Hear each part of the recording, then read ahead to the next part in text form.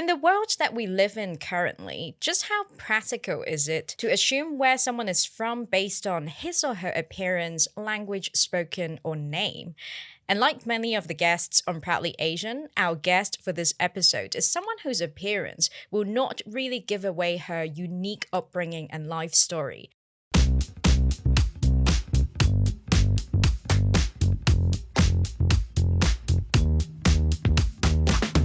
Welcome to Proudly Asian, a podcast series that tells bold and proud stories of Asians by Asians. I'm Isabel Wong, a financial journalist who wants to uncover the many Asian stories around us that are waiting to be told. There's never just one way to look at Asians. This podcast will take you through a deep dive into the life stories, struggles, and triumphs of young Asians around the world.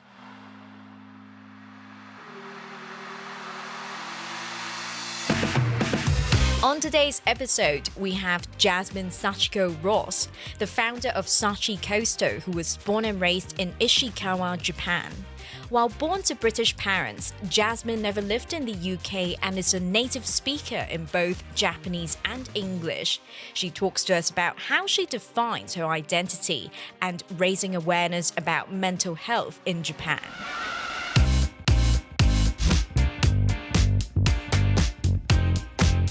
So, welcome to Proudly Asian, Jazmine. So glad to have you with us, joining us all the way from Japan. Hi, Isabel. Thank you. Thank you for having me. This is going to be fun.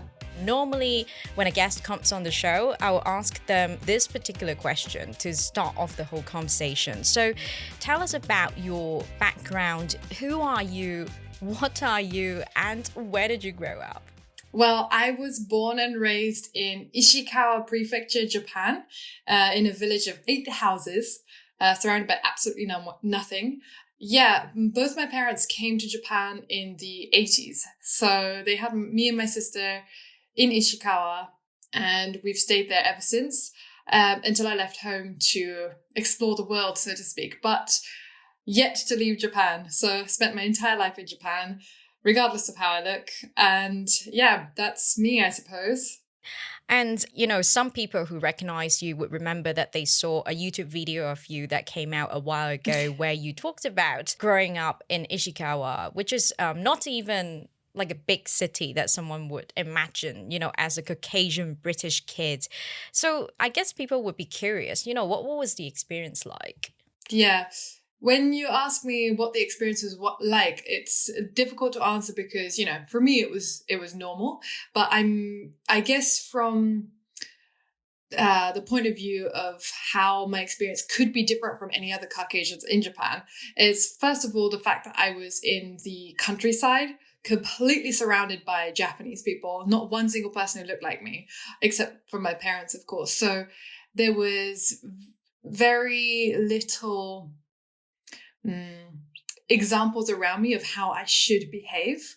And it was definitely a tough time navigating between how I'm supposed to be based on what the Japanese say and how I'm supposed to be based on my British parents say, because the East and West are very different in the way we behave and the way we interact with one another, whether we are supposed to question our teachers or whether we're just supposed to follow blindly, for example. So it was a lot of navigating, and I was literally the only white kid in my prefecture as far as I knew. So it was lonely at times, but thankfully I had a little sister.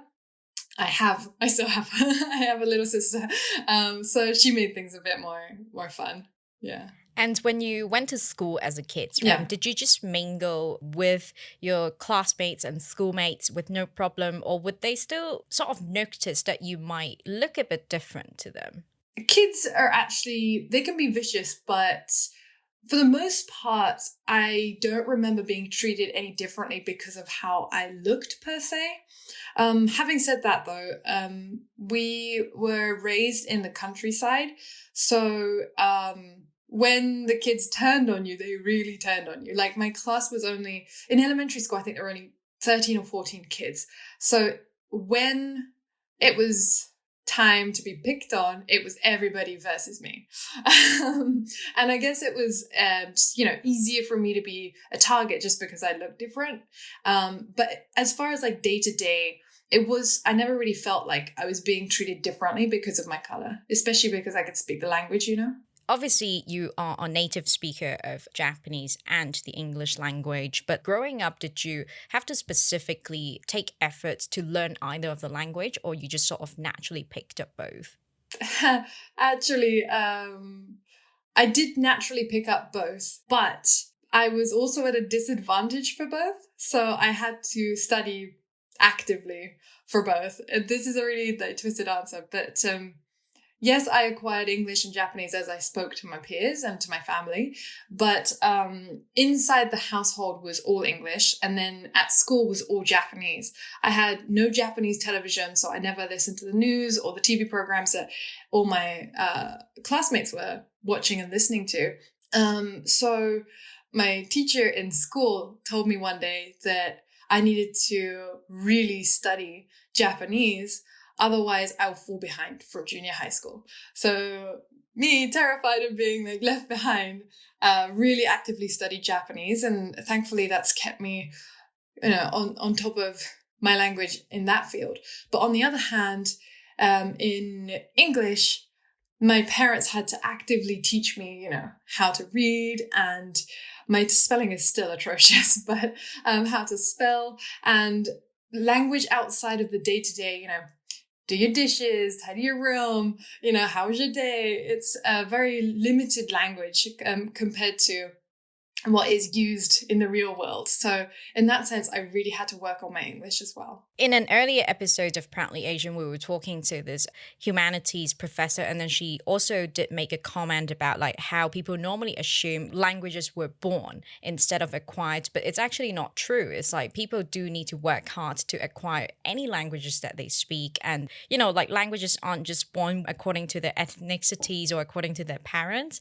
And I also remember that during the YouTube interview, you also mentioned you did pretty well in the Japanese language exam later on in your life, and your teacher sort of made a comment about it. Is that right? Yeah. They scolded the whole class and told them why aren't they doing as well as me, or like why is basically the white kid doing better than you all. But like that can be taken 100 different ways. The teacher was just trying to motivate the class, but at the time I was just there like okay. You're there as an example one way or another. Yeah, unfortunately. But it just goes to show how dedicated I was to the Japanese study, or the study in school, because I didn't really study Japanese outside of school. And obviously I didn't have TV or Japanese entertainment to really bulk up my Japanese vocabulary. So in other words, the Japanese education system did really well. And I mean, it goes to the sort of slightly heavier question about your identity. If you were born and raised in Japan, and I remember previously when I chatted with you, you also made a remark about how, like, for your British heritage, they know you, but you don't know them. So how would you define your identity? Do you see yourself as maybe somehow sort of Asian because you were born to British parents, but then obviously Ishikawa is your hometown and Japanese culture is the culture that you immersed quite heavily in since you were born. So one way or another, people can't really take Japan out of you, nor can they deny that part of you. Yeah, for sure. You put it beautifully right there. So my nationality and my blood are English, but I have never lived in England. It took me 20 years before I actually knew where London was geographically. So do all this to say, just like I have very little connection with England, and we didn't really visit very often either. So my whole life has been surrounded, or it's been immersed in Japan. However, the whole time I've lived here and grown up here, I've been treated as the foreigner. Like I've never once been treated by Japanese people as a Japanese person. So not to say that I was always treated I was always discriminated against. That's not what I mean really. But even if I was born and raised here, I don't get citizenship, for example. And yes, I have permanent residence, but I always have to carry a foreigner card, an alien card, and I've been fined before for forgetting it at home. And it's just one of those times where you really feel the prick of, oh yeah, I'm a foreigner in my own country, you know? So as much as I would like to say I'm either Japanese or English, I'm in a situation where I can't really claim either. So yeah, I'm still looking for the pretty way of describing my identity, but unfortunately that's where I'm at right now. I mean, there's also no pressure for one to really settle with one identity or one label, which is what the world or society usually would like to pin people down for. Like, oh, Mm-hmm. you don't look any way Japanese, so you must be a foreigner, you must be British, but then you really don't know much about your heritage as well. But I'm just wondering, have you ever been curious about your British heritage? Have you ever imagined yourself living in England or somehow trying to get to know more about, that part of your identity? Yeah, 100%. I'm actually trying to gear my life towards moving to England in the near future, just to, as you put it, like kind of discover my roots and discover my heritage a bit more, just because I don't know. And this is not to say I want to, leave Japan behind and no looking back, but it is a sore spot for me that I don't know anything about where my parents come from and where my heritage is. So yes, I have been curious many times.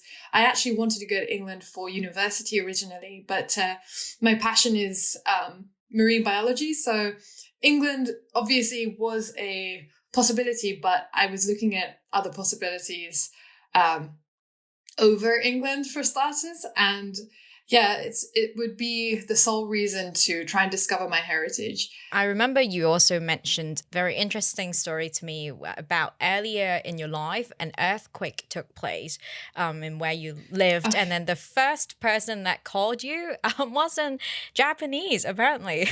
Yeah. So when was this? This was 2007, I think. A huge earthquake struck our hometown. And it was, I think, similar magnitude to the huge earthquake in 2011. But thankfully, we were on the Japan seaside and the timing was just really fortunate that we had very few casualties. But like, it was a disaster. There were buildings being damaged. The city was in a panic. The supermarkets weren't getting stocked. And the first people on the phone were the British embassy to say, are your family okay? Is your family okay? Do you need food? Are you safe? Can we help? And that, for some reason, is really stuck in my mind for the longest time, because here we are, my sister and I, born and raised here, and the Japanese government don't recognize us as Japanese citizens.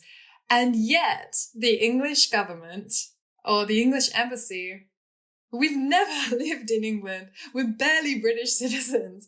And they were the first people on the phone to say, are you okay? So in that sense, when I turned 20, I was allowed to naturalize to Japan to become Japanese.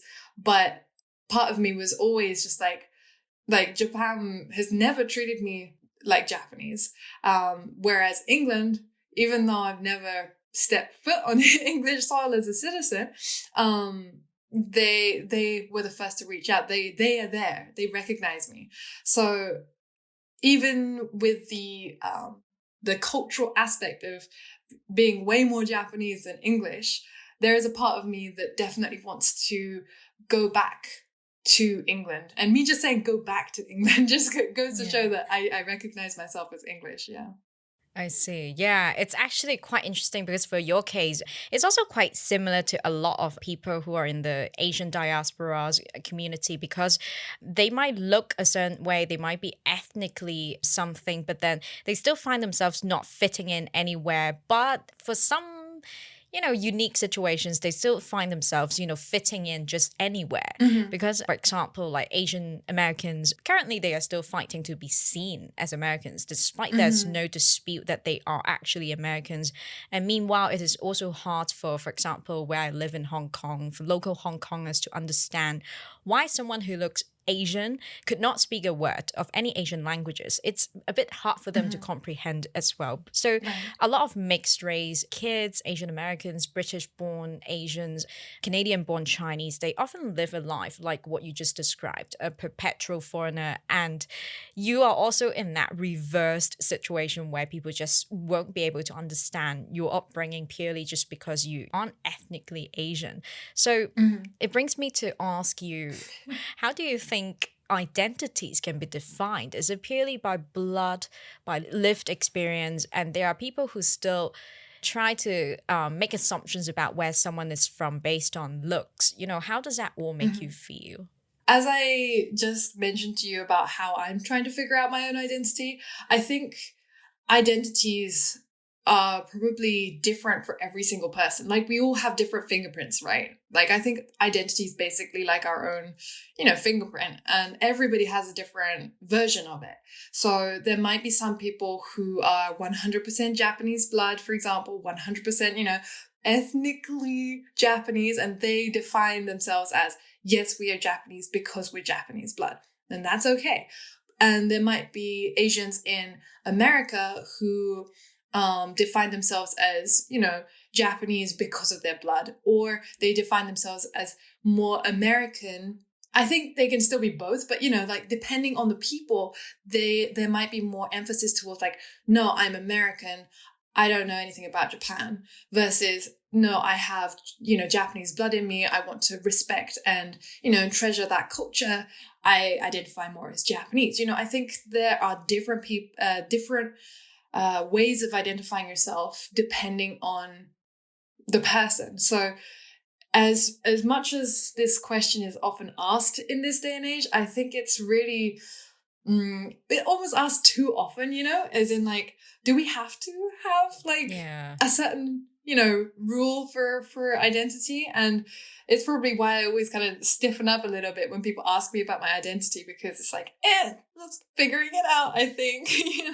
And but just repeating myself here, it doesn't have to be one way or another, and I think the answer can be different for everybody. I agree. And identity can also evolve because we might be born in a certain place, but then as we continue to live in different places and acquire like new languages, new knowledge, it could also change our perception about how we see ourselves or how we identify. So it's not so nice for someone to just come up to you and be like, oh, I think you are this, or no, like, I don't believe you. You aren't what you claimed you are. You are something else. Yeah. I mean, I guess maybe one very useful technique for our listeners, if they are still trying to learn how to conduct a more inclusive and neutral conversation about someone's identity or upbringing, don't just make assumptions. It's always good to ask respectfully and just respect what people tell you as well. But I mean, like you mentioned, I can imagine the question about your identity is probably something that you have to answer on a daily basis. It's oftentimes like the first thing that people ask you about. So I mean, has it been particularly tough for people to comprehend your story, where you're from, where you grew up? And have you been feeling a little bit fed up about having to explain yourself every day? I think anyone in our situation probably feels a certain extent of frustration that they have to explain themselves, all the time. And yes, I've definitely been through it as well. But I think I've come to a place now where I've kind of just let that go. It's hopefully changing slowly towards a world where our, physical appearances don't necessarily correlate with where we're from. And we are in the generation now where we're kind of the newbies in this category, So I've kind of just accepted the fact that, okay, like, I'm just one of the first to walk this path and just trying to make it easy for everybody else to follow, because Lord knows it is it's going to happen, you know? There are going to be more and more people with globalization, like being born in a country that might not be where their ethnical ancestors were. Gosh, that was a really difficult sentence to structure. So yes, I've definitely felt frustrated in the past, but at this point, like nobody asks it out of like maliciousness, you know? So just, you know, okay, I have good days and bad days. On the bad days, I'm just like, can you please just leave me alone? But on the good days, I'm like, okay, this is, you know, my calling, and I'll try and educate that not everybody who's Japanese, you know, looks like what everybody thinks Japanese look like. You know, to look at it positively, because at least you stand out wherever you go Yeah. in your local, you know, Japanese city. And that essentially is a sort of power, because it's an invitation for you to speak your truth and tell your story, and hopefully use your story to influence people's perceptions a little bit, right, around identity. Especially the Japanese society could be, how would I say it, a bit rigid, or like they have a very set perceptions about how things should be. Yeah. And yeah. you're definitely sort of a shock factor in the society. Yeah, but even then, like when I was growing up in the countryside, obviously like almost 3 decades ago now, there were people who would literally just like point at me in the supermarkets and just be like, oh my God, look, a foreigner. Obviously for me, that was pretty jarring, because I'm like, I'm just, you know, walking down the streets of my hometown. But now, like, I hardly ever encounter that anymore. And yes, people ask me where I'm from, but the questions of like, no, where are you really from? They still happen, but I feel like it might just be my personal perception, but I feel like it's slowly decreasing in numbers, the amount of times people are just like, no, I don't accept that answer. So slowly but surely, even this rigid country, I think, is starting to recognize that, okay, not all white people are from America, and not all Americans are white. And I say that to say that there are ethnically Asian people who speak English really well, but can't speak a word of Japanese in Japan. And before, they would just like not accept it at all.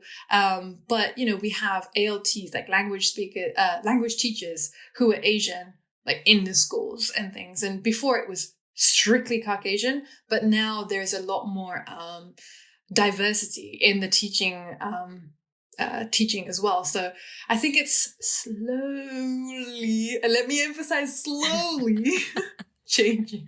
It's definitely a welcome change. And Yeah. I mean, here's a fun one. I know you made a YouTube video about it, but I guess people might also ask you, Jazmine, do you think in English or Japanese? Well, right now I'm speaking. I think I'm thinking in English, but it's both actually. Because my whole education is in Japanese, right? And so it's my dominant language. I feel way more comfortable in Japanese, and I still stutter and like really take my time with English, but there are certain strengths to each language. Like Japanese is really the strengths with Japanese lie in things like describing different flavors, different sounds, there are loads of onomatopoeias, so you get that just right onomatopoeia to describe something. And it's very easy for me personally to do like maths and speak about geography and things, because that's what I learned in Japanese. But on the other hand, in English, I find it much easier to talk about and think about my feelings and trying to describe particular emotions or like situations that are happening, just because that was a language I used with my parents growing up. And those are the strengths that English have, is like describing emotion and your feelings. I don't know if I answered your question properly, but both, depending on what I'm trying to think about. I can definitely relate to what you just described there, because my whole life I learned about all those like subjects in English and geography and all that. If someone challenges me to talk about geography or even conduct a business meeting in Cantonese, which is my heritage, right? I would be like, I don't think I could do that. I don't know any words that would allow me to discuss geography or talk about business in Cantonese. Yeah. So I can so relate to that. But yeah, sometimes right. when I'm counting, maybe I think when it comes to numbers, the Cantonese language is also, they have more like singular words rather than, English. It would be like, if it's 25, it would be a lot longer than I think how 25 would sound in Cantonese. So sometimes I might still go for that, if that makes sense. Yeah, so it's just like, yeah. getting the most convenient part out of both language systems, despite Cantonese is certainly my weakness. But yeah, no, definitely though. Yeah, a follow-up question about your language ability, right? Because you're definitely native speakers for both, which is definitely a strength. And do you ever feel like you're expected to do a certain jobs, for example, like as a translator or an English teacher? Because this is mostly how the Japanese society would see Caucasians, even though they were born in Japan. I mean, would it be a challenge for you to work as a regular Japanese worker? I mean, I don't know anything about that, so would like to get your perspectives. Yes, have definitely had expectations to be teaching English or like be a translator simply because I'm bilingual, right? And for the longest time, I was fighting against it too, because I was like, no, I love science. I want to be a scientist. Language is just something that was like, just given to me. It wasn't my choice, So even though it was my strength, I was really, really anti the idea of using those strengths as a profession. But I don't think that was expectation from the Japanese society per se. It was just from anybody who knew that I was bilingual. And I'm not going to lie, I actually got more pressure from my American friends, like once I became an adult, to be using my Japanese skills to, translate manuals because they make bank, apparently. I have no idea. But yeah, definitely the expectation is there. However, like as far as the Japanese workforce goes, they are very much just looking for anybody who can do a good job. So there's no particular expectation with my like skin color being directly associated with like teaching English or like being a translator. Having said that, more often than not, I will be asked, like, are you an English teacher? It's the second question after, where are you from? Even if I say I'm from Japan, the next question is usually, oh, are you teaching English? So I think the perception is there, but as far as pressure goes, not so much. Mm-hmm. And I actually just left a job as a Japanese worker in a Japanese company. I worked there for 2 years, left of my own accord. No bad feelings, no hard feelings towards the company. And yeah, there was no difference in how they treated me based on my like ethnicity. I mean, obviously, with the English teacher perception, I mean, here's a hypothetical question. Okay. So if there are two people trying to apply for an English teaching job in Japan, one being Asian, born and raised in the US and speaks native English, and the other person being Caucasian, but did not grow up in an English-speaking country, nor does he or she speaks native English, who is likely to get that English teacher job in Japan currently? Oh gosh, I feel like this is a bit of a trick question, but I must say I can't really give a super educated answer on that because I have not really been in the English teaching workforce. I've taught like privately, but I've never really been a part of that scene other than from secondhand information. And I think as far as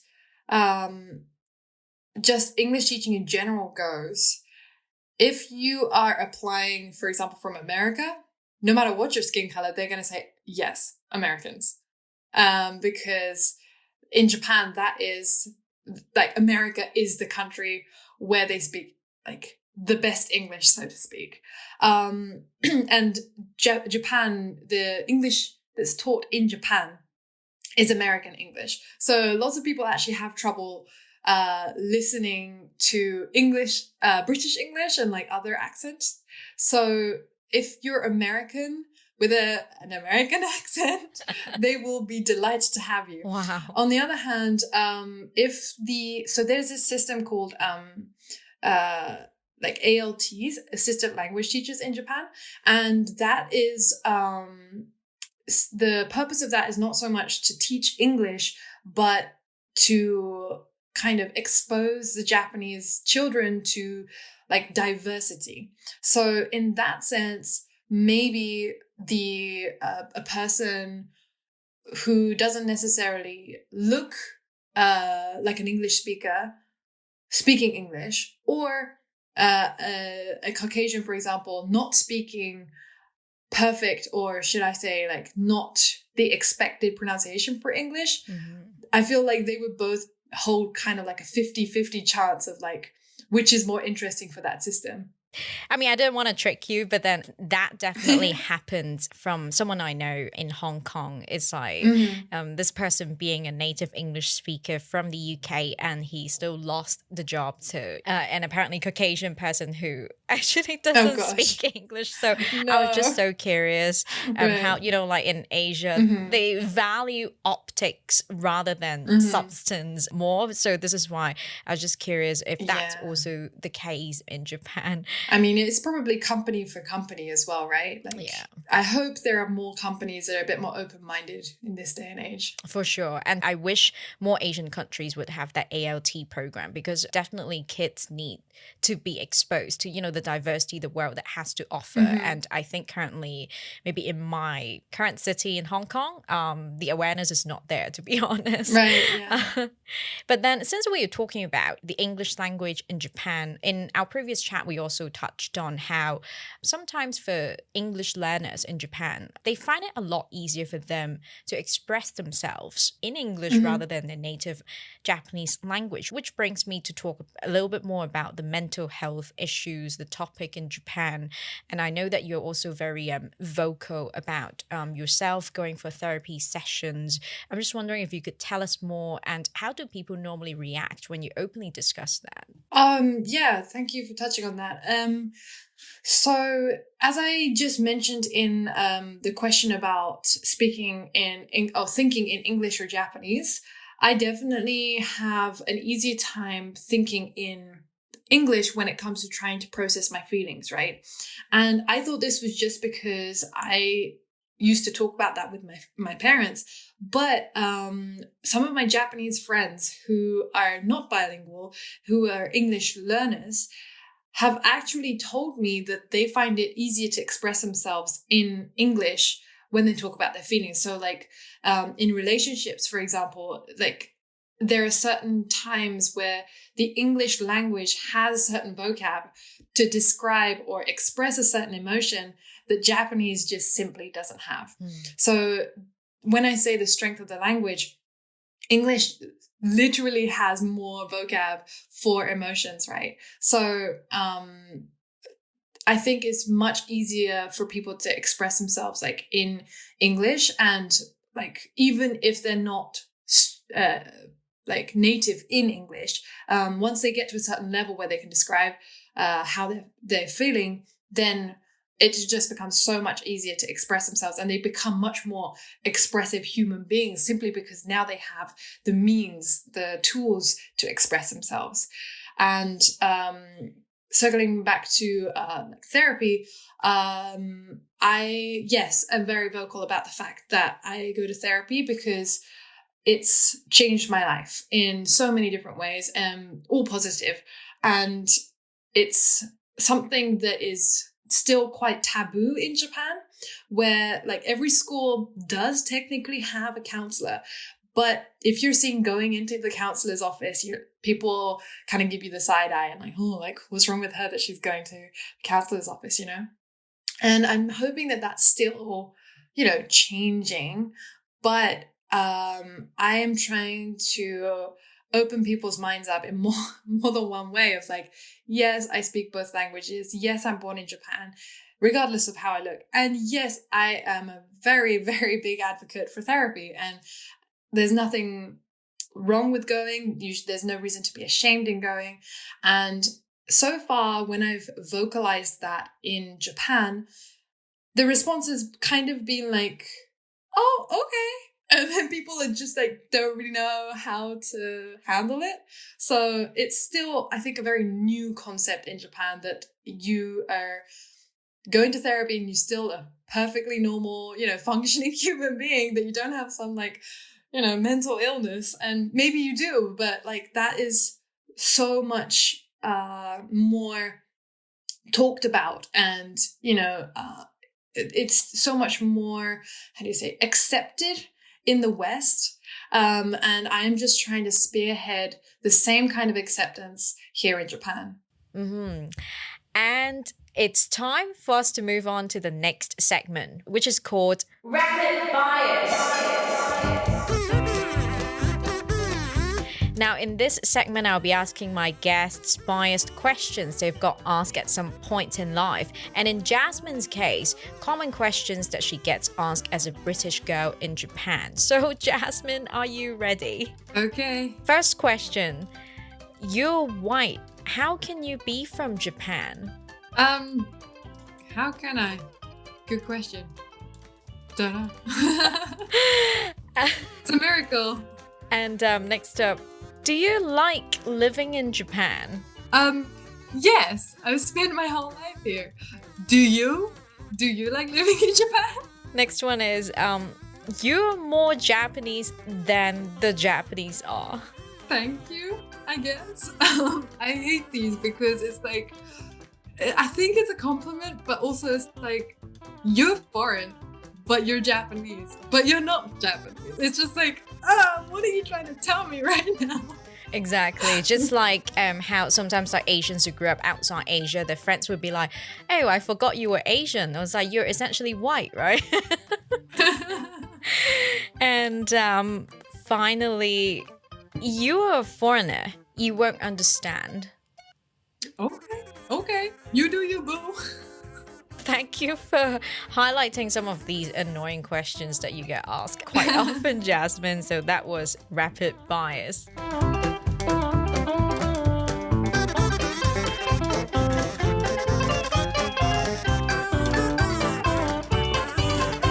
Now, to wrap up the episode, I know that if some listeners would like to keep following you, your story, and your content that you have been pushing out, I'm just wondering, where can they find you online? Yeah, thank you. I am on Instagram and YouTube.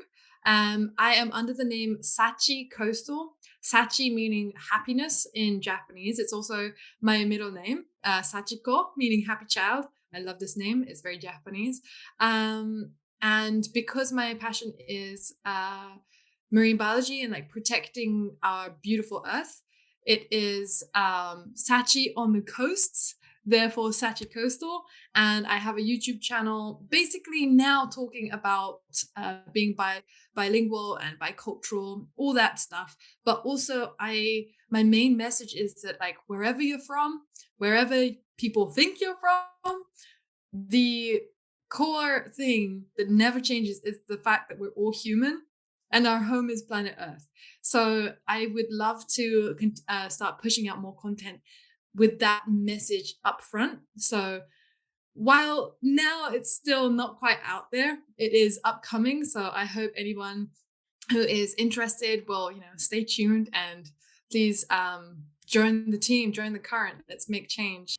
That's beautiful. I love the story and also the content that you've been pushing out so far. So everyone definitely check it out. And finally, the last question for you, Jazmine, is what does it mean to be proudly Asian? I myself obviously don't quite fit into the proudly Asian category, but I think no matter where you're from, no matter what your ethnicity is, whatever you identify as, you should be proud of it. So, proudly Asian, if you identify yourself as Asian, no matter what anybody says, be proud about it. And I am proud to be this weird in-between person that's figuring stuff out. I'm still proud of it, you know? Like, I might not have an answer, but I'm still proud of the fact that I'm trying to find it. So I think that is my very long-winded answer to your question. Thank you for joining us on Proudly Asian and leaving us with such a beautiful message, Jazmine. No, thank you so much. I'm so honored to be on this podcast. Thank you.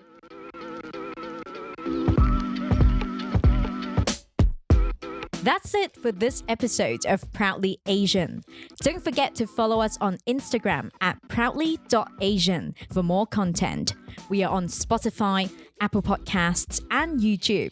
Leave us a 5-star review on wherever you get your podcasts. Thanks for tuning in and signing off for now. I'm Isabel Wong.